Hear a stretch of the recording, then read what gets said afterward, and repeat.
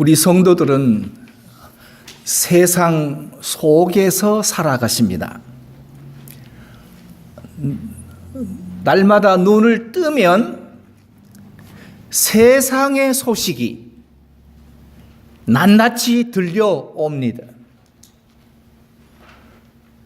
우리가 세상에 나가서 눈으로 보는 것들은 다 세상의 것들을 봅니다. 그러면서 우리는 자꾸만 세상을 따라가려고 합니다. 세상 속에서 거룩해야 하는데 세상 속에서 점점 세상을 쫓아가는 사람이 되고 맙니다.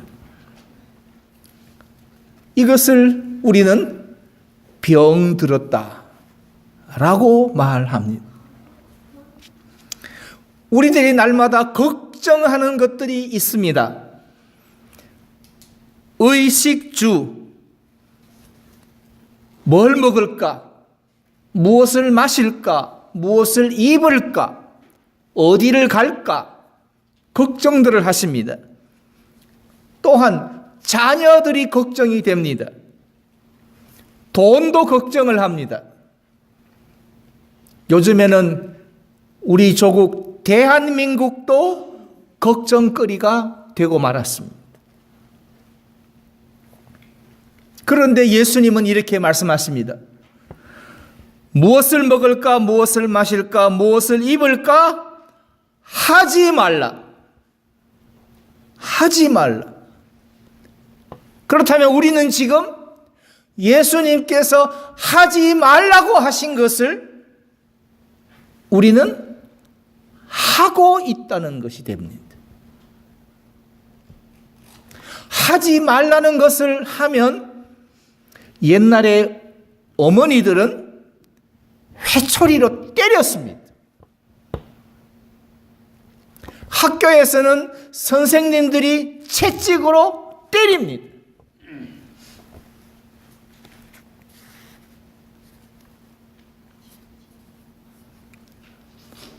학교에서 내 부모님을 좀 오시라고 해라 해서 제가 불려갔었습니다. 한두 번이 아니라 수도 없이 불려갔습니다. 불려가면 늘 똑같은 말을 하십니다. 다른 아이들은 다 교칙을 잘 지키는데 어떻게 선생님의 아이는 교칙을 안 지킵니까? 라는 말을 합니다. 지금 우리가 그런 모습입니다. 무엇을 먹을까, 무엇을 마실까, 무엇을 입을까 하지 말라 라고 말씀하시면서 그 다음에는 이렇게 말씀합니다. 이는 다 이방인들이 구하는 것이라. 이방인들이 구하는 것이다. 하나님을 알지 못하는 자들, 하나님의 공급하심을 믿지 못하는 사람들, 하나님의 채워주심을 안 믿는 사람들, 하나님의 인도와 하나님의 은혜와 하나님의 섭리를 믿지 못하는 사람들, 통틀어서 이방인들이 하는 것이다. 오늘 우리가 예배하고 오늘 우리가 하나님 앞에 헌금을 바치고 오늘 우리가 교회 나와서 이렇게 교제하는데 우리는 천국 백성이라고 믿고 싶은데 하나님의 자녀라고 성령께서 인쳐 주셨는데 그런데 우리가 염려하고 있는 것을 보면 다 이방인들이 하는 거다 라는 말씀이 됩니다. 그래서 예수님은 내일 일을 위하여 염려하지 말라. 내일 일은 내일 염려할 것이요 한 날 괴로움은 그 날에 족하니라. 그 날에 족하니라. 우리는 하나님의 말씀을 믿으면서도 오늘도 걱정과 염려로 하루를 살고 있습니다. 우리 기독교인들이 가장 잘하는 것이 타인과 비교하고 경쟁하는 겁니다. 다른 사람과 비교해서 그 사람보다 더 잘 살고, 더 잘 쓰고, 더 잘 입고, 더 좋은 것을 하려고 합니다. 이게 타인과 비교하려는 우리 한국 사람 특유의 심리작용입니다. 그런데 기독교인들이 가장 잘 못하는 것이 있는데, 그것이 은혜에 감사하고 현재에 자족하며 사는 것을 가장 못합니다. 몸이 아픕니다. 아픈 몸에 감사하고 살아야 하는데 몸이 아픈 것을 내가 못 견딥니다. 못 견딥니다. 자식에게 전화해서 못 살게 굽니다. 왜냐하면 자족하는 법을 우리는 모릅니다.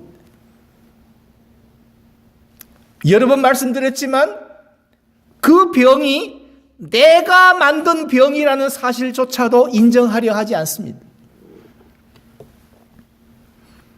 사도 바울은 성경에 나오는 대표적인 자족하는 사람입니다. 사도 바울은 빌립보서 4장에서 이렇게 말씀합니다. 내가 어떤 형편에든지 내가 자족하기를 배웠다.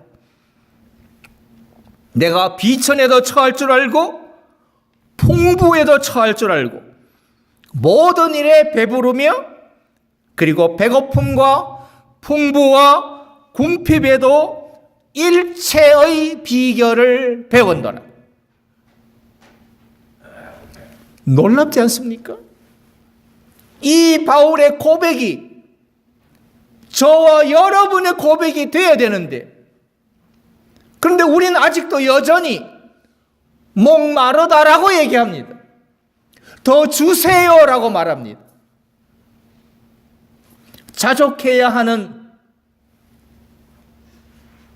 그리스도인의 삶과 더 채워야 하는 기독교인의 삶 사이에서 우리는 더 채워야 하는 것이 믿음 좋다는데 우리도 그만 따라가 버리고 말았습니다.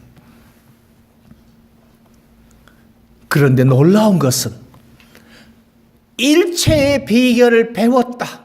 나는 자족하는 것을 배웠다는 말씀 그 다음에 빌립보서 4장 13절에서 그러므로 내게 능력 주시는 자 안에서 내가 모든 것을 할 수 있느니라. 이 말씀을 하셨습니다. 그러니까 더 주세요. 나는 아직 배고파요. 더 많이 필요해요. 하고 능력 주시는 자를 찾은 것이 아니라 나는 이제 없어도 나는 감사해요. 아파도 나는 감사해요. 잃어버렸는데도 나는 감사해요. 그 다음에 나오는 말씀이 내게 능력 주시는 자 안에서 내가 모든 것을 할 수 있다는 말씀으로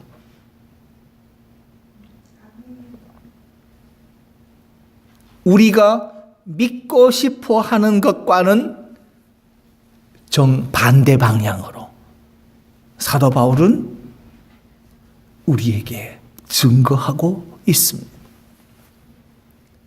교회가 가르치는 것과 정반대 방향입니다. 부르짖으세요. 하나님께 구하십시오. 그러면 하나님이 채워주십니다가 아니라 잃어버리고 빼앗기고 욕먹고 종이 되고 쫓겨나고 억울한 일 당하고 다 잃어버렸는데도 내게 능력 주시는 자 안에서 내가 모든 것을 할 수 있다.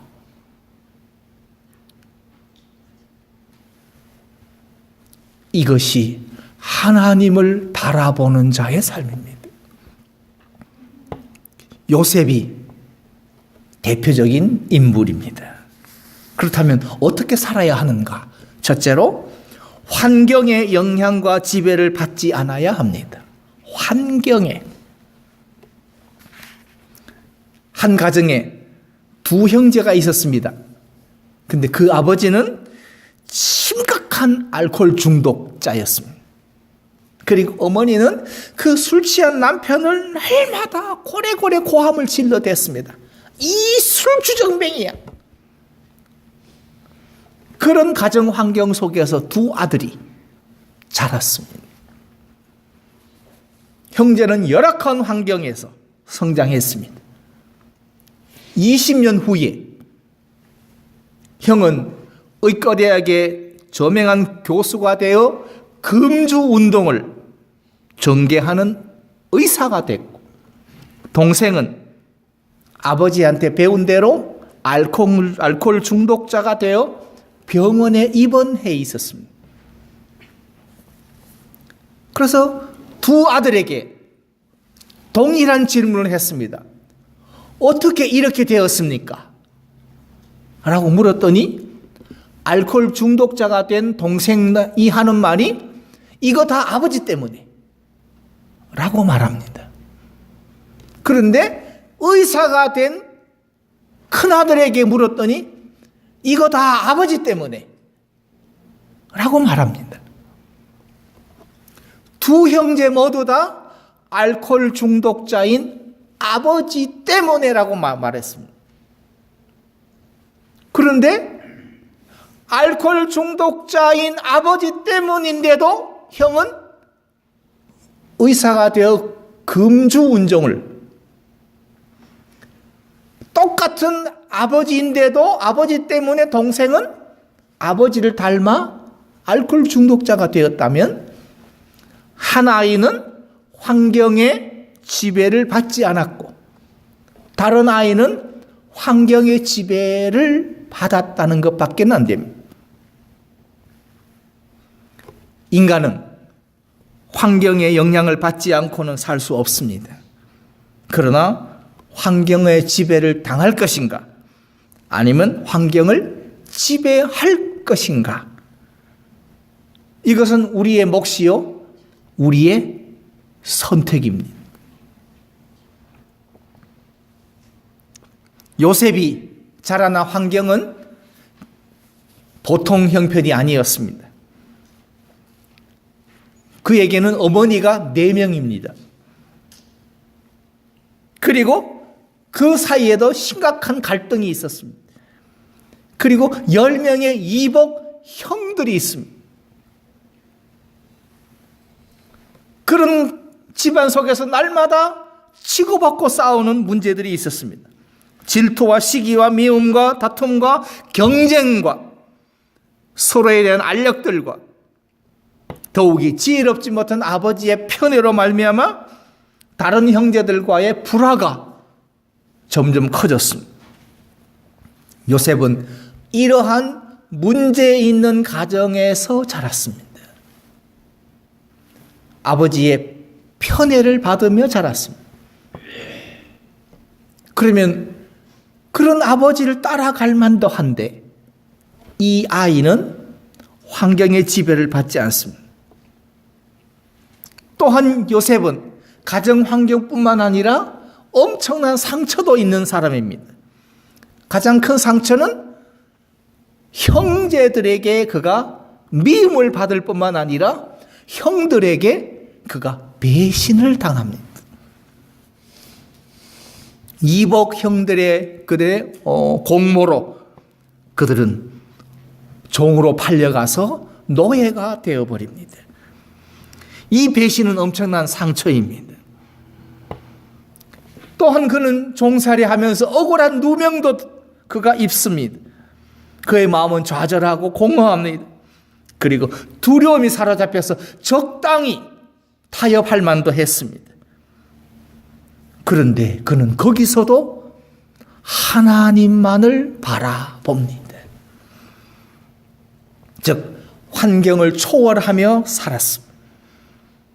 성도는 어떤 일이든지 이방인이 하는 것을 따라가는 게 성도가 아니라 이방인이 하는 것과 정반대로, 세상이 하는 것과 정반대로, 내 친구들이 하는 것과 정반대로 하나님만을 바라보고 환경에 지배받는 성도가 아니라 환경에 신앙이 흔들리거나 감정이 흔들리거나 생활이 흔들리지 않아야 합니다. 오히려 망가지고 상처받을 일을 만나더라도 그것 때문에 오히려 환경을 이기고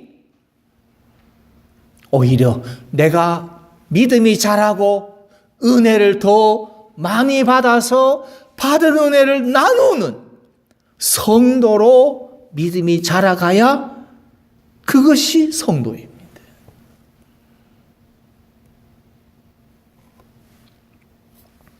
해마다 예로부터 대학 입학 시절이나 수능 시험 때가 되면 종교를 불문하고 엄마들이 지극정성을 드립니다. 지극정성을. 기독교인은 교회에 나와서 100일 철야기도 금식도 합니다. 불교인들은 산에 가서 치성을 드립니다. 온갖 정성을 드립니다. 환경에 얽매여서 쩔쩔매며 살아가는 시대에 우리 방주교회 성도들은 환경의 지배를 받는 것이 아니라 환경을 뛰어넘는 하나님의 섭리와 하나님의 은혜를 바라보고 하나님만을 바라보는 성도가 되어야 할 것입니다. 두 번째로, 하나님을 바라보는 성도는 믿음으로 미래를 준비하는 자입니다. 즉 믿음 안에서 미래를 보고 사는 사람이라 할 수 있습니다. 지나온 과거, 실패하고 아팠던 과거보다는 더 나은 미래를 지향하셔야 합니다. 어린 시절 요셉은 그의 꿈에 하나님께서 그에게 그의 장래를 꿈으로 보여주셨습니다. 장차 그가 큰 자가 되고 부모와 형들이 자기 앞에 부복할 것을 알았습니다. 그렇기 때문에 상황이 악화되고 길이 막히고 억울한 일을 당하고 종으로 팔려가더라도 그는 미래를 놓치지 않았습니다. 심지어 자신이 노예로 팔려서 노예로 살지만 그는 꿈을 가진 자, 미래를 본 자, 하나님과 동행하는 자의 중심과 그 믿음과 이상과 품위를 상실하지 않고 미래를 보면서 현재를 차근차근 풀어갈 수가 있었습니다. 그래서 그는 옥중에 있을 때에는 그는 옥에서 나갈 것을 생각하고 그는 계획을 세웠습니다. 또한 나이 들어 죽게 되었을 때는 죽어서 애굽에 장사되는 것이 아니라 나를 데리고 가나안 땅으로 가라. 내 해골을 메고 올라가라. 부탁을 하면서 그가 미래를 보고 믿음 안에서 미래를 향하여 걸어갔다는 것을 우리는 알 수 있습니다. 그렇다면 요셉의 생각과 마음 그리고 눈과 현실은 현재의 자신에게 매여 있지 않고 하나님의 섭리와 은혜 안에 있는 미래의 그의 눈과 관심이 거기가 있었음을 알 수 있습니다. 그렇기 때문에 그는 항상 하나님과 약속에 근거하여 생각했습니다. 하나님과 약속에 근거하여 생각했습니다. 예수님은 우리에게 말씀하십니다. 내가 나의 평안을 너희에게 주노라. 예수님 안에 있는 샬롬을 우리에게 주시겠다고 말합니다. 여기서 말하는 샬롬은 몸이 하나도 안 아픈 샬롬이 아니라 몸이 아파도 샬롬, 고생을 하더라도 샬롬, 다 빼앗겼는데도 샬롬, 심지어 억울한 일을 당했는데도 샬롬이어야 합니다. 그런데 우리는 정반대의 샬롬을 생각합니다. 돈 문제 해결되고, 집 문제 해결되고, 건강 문제 해결되고, 자식 문제 해결되고, 내 노후 문제 해결되는 샬롬을 꿈꾸며 삽니다.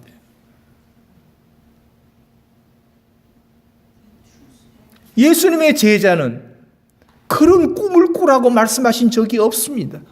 날마다 자기를 부인하고 자기 십자가를 지고 나를 따르라고 했지, 돈 문제, 건강 문제, 자식 문제, 질병 문제, 노후 문제 해결하고 나를 따르라고 말씀하신 적이 없습니다. 부자 청년이 예수님께 와서 내가 어떻게 하여야 영생을 얻으리까? 네 소유를 다 팔아 가난한 자들에게 주라. 그리고 나와서 나를 따르라 하니 성경은 뭐라고 말씀합니까? 저가 재물이 많은 고로 근심하며 돌아가니라. 그 문제를 해결하고는 예수를 따를 수가 없습니다. 예수님의 평안을 주셨습니다. 샬롬이 이미 우리에게 와 있습니다. 그런데 우리는 와 있는 샬롬을 모르니까 하늘을 향하여 샬롬을 달라고만 합니다. 그게 이방인이 하는 거다. 성경은 분명하게 말씀하고 있습니다. 요셉은 항상 하나님의 약속에 근거하여 생각하였고, 그리고 과거에 매이지 않고 그는 미래에 있었습니다. 하나님이 장차 자신에게 꿈으로 보여주신 대로 행하실 미래를 바라보았습니다. 그렇기 때문에 과거에 얽매이지 않고 미래를 바라보며 살 수 있었습니다. 미래가 전혀 이루어질 것 같지 않은 상황일지라도 그는 앞을 볼 수 없는 첩첩산중의 상태 속에서도, 그러나 그는 하나님이 역사하실 미래를 꿰뚫어 볼 수 있는 눈과 그리고 믿음과 그리고 중심의 마음을 가지고 있었습니다. 아무리 힘들고 아무리 답답하고 아무리 해결할 방법이 보이지 않아도 우리는 하나님을 바라보셔야 합니다. 그래야 샬롬이 내 안에 역사합니다. 아무리 답답하고 힘들고 방법이 보이지 않아도 미래를 보셔야 합니다. 그래야 하나님이 일을 하십니다. 현재의 가난과 고통과 무지함과 실수를 하더라도 미래를 보셔야만 우리는 한 걸음 나아갈 수가 있습니다. 이스라엘 백성이 홍해를 건너려고 합니다. 모세가 지팡이로 홍해를 가르쳤더니 홍해의 물이 쫙 갈라져서 마른 땅과 같이 됐습니다. 이제 모세가 앞장을 섰습니다. 나를 따르라. 모세는 앞으로 한 걸음 갑니다. 뒤를 따르는 이스라엘 백성들, 한 걸음 내 딛기가 두려웠습니다. 두 번째 걸음은 더 두렵습니다. 왜냐하면 저들이 아는 바다는 갈라질 수 없는 바다였습니다. 이거는 과학적으로, 물리적으로, 화학적으로 설명되지 않는 갈라질 수 없는 바다였습니다. 그런데 하나님이 그걸 가르셨습니다. 그러므로 하나님을 믿는 자가 홍해를 건너갑니다.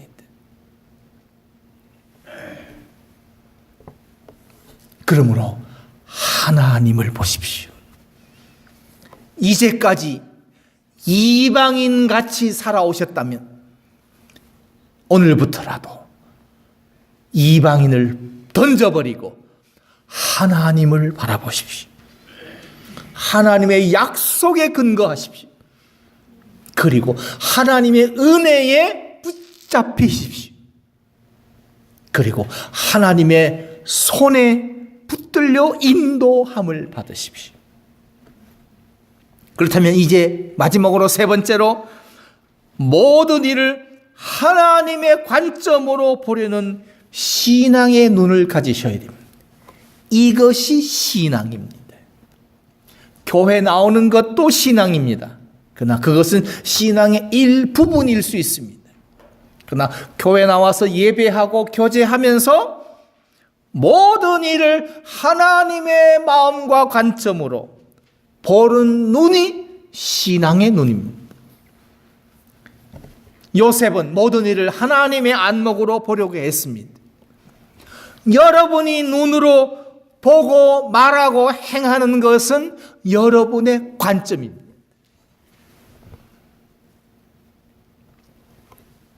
저는 가장 이해할 수 없는 것 중에 하나가 식당에 가서 돈 주고 밥 사 먹으면서 맛없다고 하는 사람은 저는 이해를 못합니다. 애시당토 가지를 말든지 아니면 다른 집을 가든지 기어코 그 집을 찾아가서 돈 줘가면서 음식을 시켜 먹으면서 맛없다고 하는, 이게 한국인 특유의 복잡성입니다. 그 밑바닥에는 내가 최고야, 내가 맞아, 내 판단과 내 그 감정과 내 기준과 내 기분이 맞아 라는 요 완악함이 우리 안에 들어와 있습니다. 벗어버리십시오. 하나님의 안목을 가지십시오. 요셉은 애굽의 총리가 된 후에 기근 때문에 양식을 구하러 왔던 형들을 만나게 됩니다. 그 형들에게 자신이 동생이라고 자신의 신분을 밝히자 형들은 새파랗게 질려서 쩔쩔맵니다. 이제 우리는 죽었구나 생각을 합니다. 그때 요셉이 창세기 45장의 말씀에서 이렇게 말씀합니다. 당신들이 나를 이곳에 팔았으므로 근심하지 마소서, 한탄하지 마소서. 하나님이 생명을 구원하시려고 나를 당신 앞서 보내셨나이다. 하나님이 나를 앞서 보내셨습니다. 당신은 종으로 팔았지만 그 판 것은 하나님이 나를 앞서 보내신 겁니다. 자신이 당한 일을 하나님의 관점으로 해석했습니다. 하나님이 하신 것으로 방향을 바꾸어 버렸습니다. 하나님이 큰 구원으로 당신들의 생명을 보존하고 당신들의 후손을 세상에 두시려고 나를 당신들 앞서 보내셨나니 그런즉 나를 이리로 보낸 자는 당신들이 아니요 하나님이시라. 즉 하나님이 하셨습니다 라는 결론을 가진 사람입니다. 여러분의 인생을 하나님이 하셨습니다 결론을 가지고 계십니까? 하나님이 하셨으면 왜 안 고쳐주세요? 라는 불평은 우리는 합니다. 그러나 그것도 던지십시오. 그것까지 하나님이 하셨습니다. 두 번째로 요셉은 아버지가 죽자 형들이 지금까지 살아계실 때는 복수하지 않았는데 아버지가 돌아가셨으니 이제 복수할 것 같아서 아버지의 말이라고 하면서 용서해달라고 오늘 창세기 50장 말씀에서 말을 합니다. 그때 요셉이 이렇게 말합니다. 창세기 50장 19절 20절에서 두려워 마십시오. 내가 하나님을 대신하리이까. 당신들은 나를 해하려 하였습니다. 그러나 하나님은 그것을 선으로 바꾸사 오늘과 같이 당신들의 생명을 구원하게 하시려 하셨습니다. 하나님이 선으로 바꾸셨습니다. 이것은 하나님이 하신 겁니다. 라는 결론을 가졌습니다. 하나님의 안목으로 사람을 보십시오. 하나님의 안목으로 사건을 보십시오. 하나님의 안목으로 나를, 내 형편을 보십시오.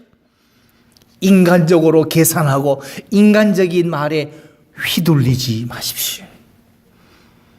모든 것은 합력하여 반드시 하나님은 선을 이루십니다.